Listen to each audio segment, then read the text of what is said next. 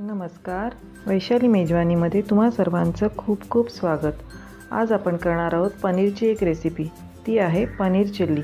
हॉटेलसारखी paneer chilli आपल्याला घरी करता आली तर नक्कीच करता येईल, तेही अगदी सोप्या पद्धतीने।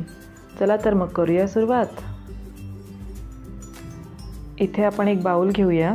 बाउलमध्ये 2 चमचे मैदा घालून घ्यायचा आहे। 2 चमचे मैदा घालून घेतल्यानंतर त्यामध्ये आपण 2 चमचे कॉर्नफ्लोर घालून घ्यायचा आहे। 2 चमचे कॉर्नफ्लोर झाल्यानंतर त्यामध्ये आपण पाव चमचा मीठ घालून घेऊया आणि अर्धा चमचा आपण काश्मीरी लाल मिरची पावडर घालून घ्यायची आहे। त्यानंतर थोडं पाणी घालून आपण त्याची एक पेस्ट तयार करून घेणार आहोत। पेस्ट आपल्याला अशी सैलसरच करून घ्यायची आहे। आपल्याला या पेस्टमध्ये पनीरचे तुकडे तळून काढायचे आहेत, त्यामुळे पनीरच्या तुकड्यांना कोट होईल अशा प्रकारे आपण ती एक पेस्ट तयार करून घेणार आहोत। आपली आता ही पेस्ट करून तयार झालेली आहे।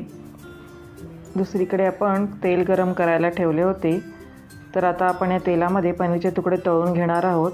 मी पनीरचे तुकडे अशा पद्धतीने कापून घेतले होते आणि आता हे तुकडे आपण या पेस्टमध्ये घोळून एक एक करून तेलात घालून घेणार आहोत आणि आपण ते तळून घेणार आहोत। अशा पद्धतीने आपण एक एक तुकडा तेलात घालून घेऊया आणि आपण ते व्यवस्थित तळून घेऊया।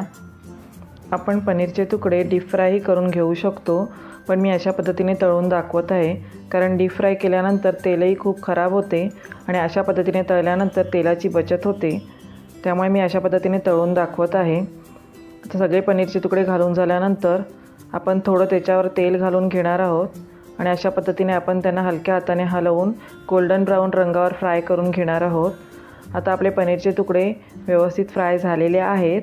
तुम्ही बघू शकता गोल्डन ब्राऊन रंगावर ते फ्राय झालेले आहेत। आपण आता त्यांना काढून घेणार आहोत।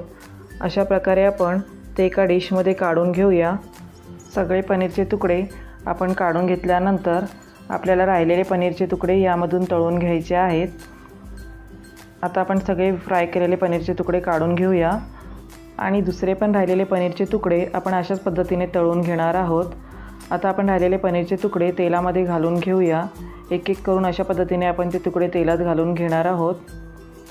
आपण जी पेस्ट केली होती कॉर्नफ्लॉवर आणि मैद्याची, त्यामध्ये आपण अद्रक आणि लसूणची पेस्टही घालू शकतो, त्याने याचा फ्लेवर खूप छान येतो।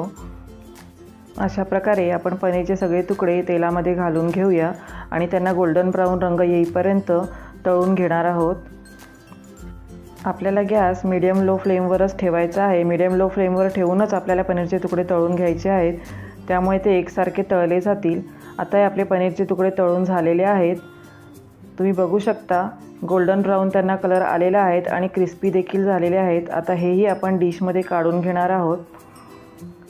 सगळे तुकडे अशा पद्धतीने आपण डिशमधून काढून घेऊया आणि आपल्याला याच कढईमध्ये पनीर चिल्लीचा मसाला तयार करून घ्यायचा आहे।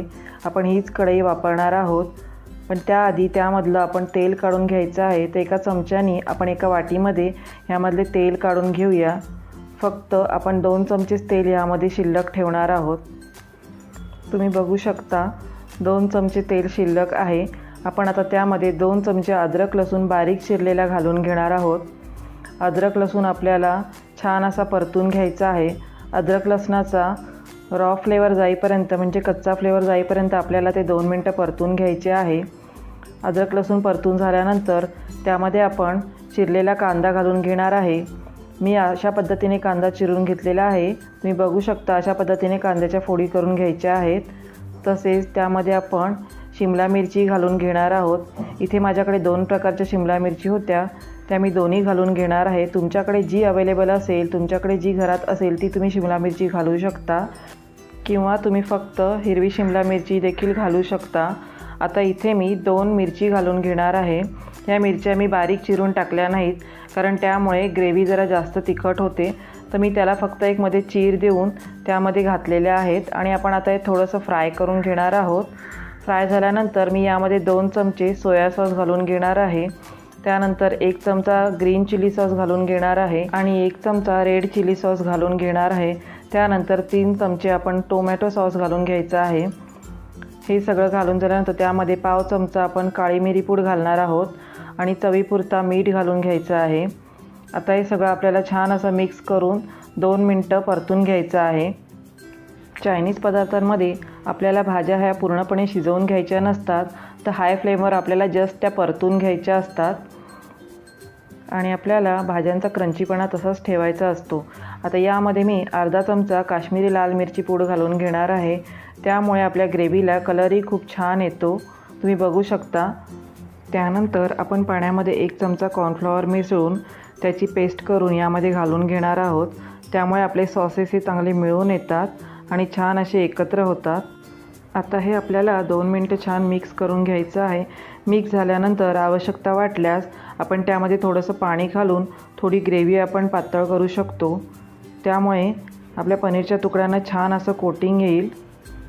आपण आता हे छान मिक्स करून घेऊया. तुम्ही बघू शकता आपला पनीरचा मसाला आता रेडी आहे. आता आपण यामध्ये पनीरचे तुकडे घालून घेणार आहोत.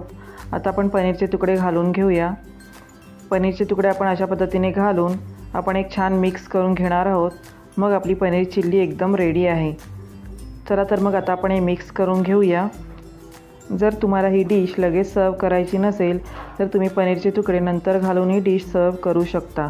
आता आपली पनीर चिल्ली रेडी आहे, पण त्याआधी आपण त्यामध्ये थोडासा हिरव्या पातीचा कांदा घालून घेणार आहोत.